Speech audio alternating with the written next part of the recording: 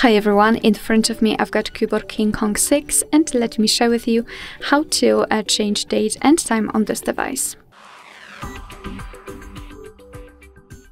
So let's begin with opening the settings, and here we have to scroll down to the very bottom to find the system. Now let's tap on date and time. And as you can see here, we've got some options which are currently inactive. It is because we are using the automatic options for the time and the time zone.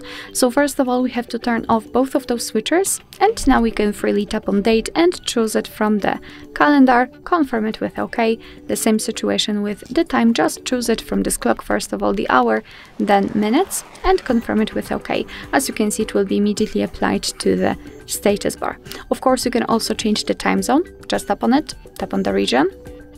And here we've got the full list of available regions. You can enter the name or simply scroll and find it, and after finding, just tap. And it will be immediately applied. Of course, be aware that after changing the time zone, the time will also change according to it. Be aware.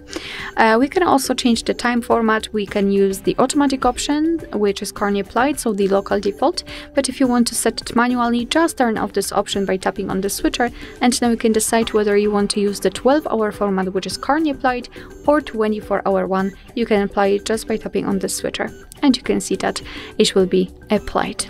So basically, this is the manual customization of date and time. You can always get back to all previous settings just by using the automatic options with the switcher. So use local default, network provided time zone, and network provided time. Alright, so that will be all. Thank you so much for watching. I hope that this video was helpful, and if it was, please hit the subscribe button and leave the thumbs up.